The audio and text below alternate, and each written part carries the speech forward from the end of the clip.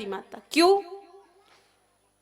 ईमानदारी से बताना कि जन्म देने वाली माँ कितने दिनों तक बच्चे के मलमूत्र को सहती है अपने शरीर पर? बोलो।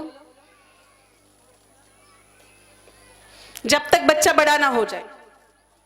अगर बच्चा बड़ा हो गया और माँ की गोदी में आकर वो मलमूत्र कर दे तो वो माँ नहीं रहती उस समय, उसकी माँ की भूमिका बदल जाती, वो माँ कंस बन जाती है और बच्चे को साइड में पटक देती है। और जब से हम लोग जन्मे हैं तब से लेकर के अब तक इसी धरती माता के ऊपर मलमूत्र का त्याग करता है। कभी धरती माता ने थोड़ा भी मुंह को बिगाड़ा या कोई सलाहे कि अरे बहुत हो गया, थोड़ा पाकिस्तान में करके आ जाओ अब थोड़ा बहुत? नहीं ना। इसलिए जन्म देने वाली मां से भी बड़ी है धरती माता। और मेरे भाई बहन, हम लोग तो बड़े सौभाग्यशाली हैं कि हमारा जन्म भारत भूमि में हुआ है।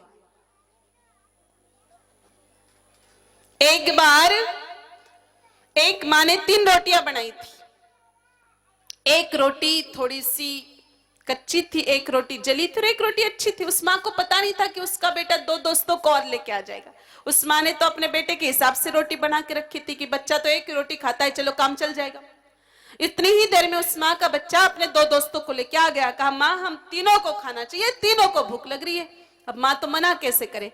अब मां ने पहली रोटी उठाई, कच्ची थी। तीनों के चेहरों की ओर देखा, पहले दोस्त की थाली में डाल। दूसरी रोटी उठाई, जली थी, किसको दी? दूसरे दोस्त को। और सबसे अच्छी चोखी रोटी किसको दी? आपके बच्चे को। ऐसी एक बार परमपिता परमात्मा ने 3 रोटियां बनाई थी। एक रोटी कच्ची रह गई, भगवान ने उठा के इंग्लैंड में फेंक दी, इसलिए इंग्लैंड के लोग कच्ची रोटी जैसे भूरे भूरे बन गए। दूसरी रोटी जली थी, भगवान ने उठा के अफ्रीका में डाल दी, इसलिए अफ्रीका के लोग जली रोटी जैसे काले काले बन गए। और जो सबसे सुंदर रोटी बनी वो भगवान ने उठा के भारत देश में डाल दी, इसलिए भारत के लोग उसी की भी रोटी जैसे सुंदर सुंदर बन गए। बोले भारत माता की।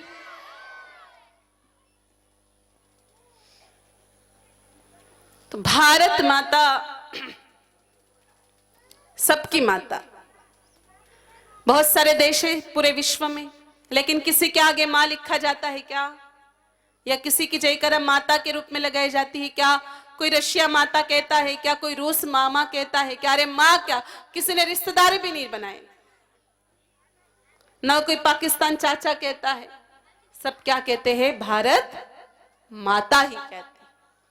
मेरे भाई बहनों, हम लोग बड़े भाग्यशाली है कि हमें परमात्मा ने भारत भूमि में जन्म दिया है। हम इतने भाग्यशाली है, इतने भाग्यशाली है मेरे भाई बहनों, जितने भाग्यशाली देवता भी नहीं है।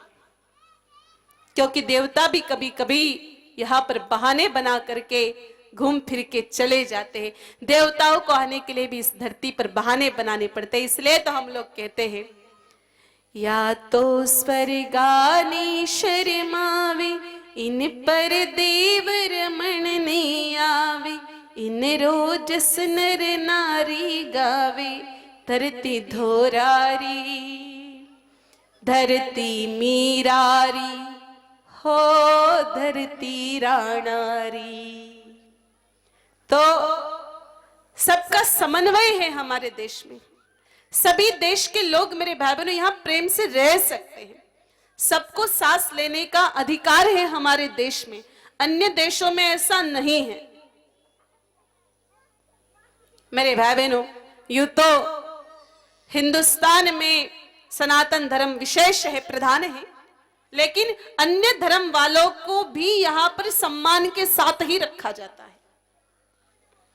देखो, मैं आपको 2 उदाहरण बताती हूं। बच्चों बताओ, हिंदुओं का प्रमुख त्योहार कौन सा है? बोलो, हिंदुओं का प्रमुख त्योहार कौन सा होता है? दिवाली। और मुसलमानों का प्रमुख त्योहार कौन सा होता है? रमजान, ईद। दिवाली का अंग्रेजी में स्पेलिंग अगर हम जोड़ते हैं तो क्या आता है? DIWALI। अंतिम 3 अक्षर क्या है? ALI, अली।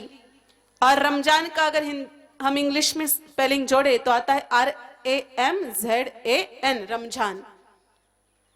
तो विचार करिए, जहां पर मुसलमानों के त्योहार की शुरुआत प्रभु श्री राम के नाम से होती हो, और हिंदुओं के त्योहार की अंतिम शब्द अली आते हो, ऐसी समरसता और किसी देश में देखने को मिलती है? वो केवल भारत में देखने को मिलती है।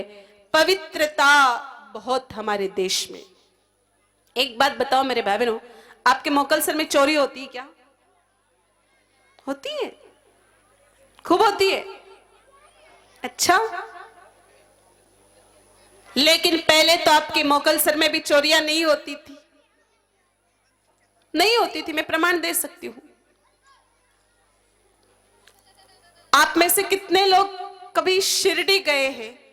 जरा हाथ ऊपर करना। शिरडी अब तक कितने लोग जाके आए? महाराष्ट्र में जो शिरडी ना, वहां पर 1 2 3। तो जो शिरडी जाता है वो शनि शिंगणापुर तो पक्का जाता ही जाता है। बहुत बड़ा मंदिर है शनि महाराज जी का। मेरे भाई बहनों, आप किसी भी समय वहां चले जाओ, चाहे दिन में चले जाओ, चाहे रात को चले जाओ, चाहे आधी रात को चले जाओ, वहां आपको किसी भी घर के ताले ही नहीं दिखेंगे। वहां कोई ताला लगाता ही नहीं है। वहां तो सोनार भी बस शटर बंद करके चला जाता है। ये हमने प्रमाण रखा है कि हम ऐसे थे, लेकिन कुछ लोगों के साथ रहते रहते लक्षण बिगड़ गए। जितने भी आसुरी शक्तियों ने हमारे देश पर आक्रमण किया, तुर्की, मुगल, यूनानी, फ्रेंच, पोर्तुगल, अंग्रेज, ये सब लुटेरे थे। और लुटेरों के साथ साथ मेरे भाई बहन हम में भी वैसे लक्षण आ गए। इसलिए तो कहते हैं ना मारवाड़ी में कि काला के लारे गोरो रेवे और गुण नी तो लक्षण तो लेवे ही लेवे। और ऐसे ही हम लोगों ने लक्षण ले लिए और इसलिए चोरी करना सीख गए। तो ऐसा पवित्र देश, ऐसी पवित्र संस्कृति, ऐसी महान संस्कृति और कहीं नहीं ये भारत देश की देन है। अन्य देश मेरे भाई बहनों भोग विलासिता के लिए जीते हैं। ऐसा आपको और किसी देश में देखने को नहीं मिलेगा जहां पर 14-14, 15-15, 10-10 साल के बच्चे धर्म के लिए, संस्कृति की रक्षा के लिए, राष्ट्र की रक्षा के लिए और गौ माता की रक्षा के लिए मेरे भाई बहनों अपने माता पिता और कुटुंब का त्याग करके, परिवार का त्याग करते संस्कृति की रक्षा के लिए निकल पड़ते हैं। ये योग की भूमि है मेरे भाई बहनों, ये गौ माताओं की भूमि है, ये भोग की भूमि नहीं है। इसलिए हम भाग्यशाली हैं। तो दूसरी माता है भारत माता। भारत माता भी इसलिए विशेष है क्योंकि इनको गौ माता का सानिध्य प्राप्त है। भारत भूमि इसलिए विशेष है क्योंकि इन पर कृष्ण कन्हैया ने नंगे पैर गौ माताओं को चलाया है। यहाँ पर पंचगव्य की चिकित्सा उपलब्ध है। यहाँ पर मेरे भाई बहनों गौ माता के गोबर से खेती की जाती है। यहाँ पर गौ माता के गौमूत्र की दवाइयां बनाई जाती है। यहाँ के कृषक बैल से खेती करते हैं, यहाँ के कृषक गोबर से खेती करते हैं। इसलिए ये महान संस्कृति है, ये महान मेरे भाई बहनों परंपरा है। भारत मेरे भाई बहनों एक महान परिवार है। ऐसी भारत माता को मैं बारंबार प्रणाम करती हूँ।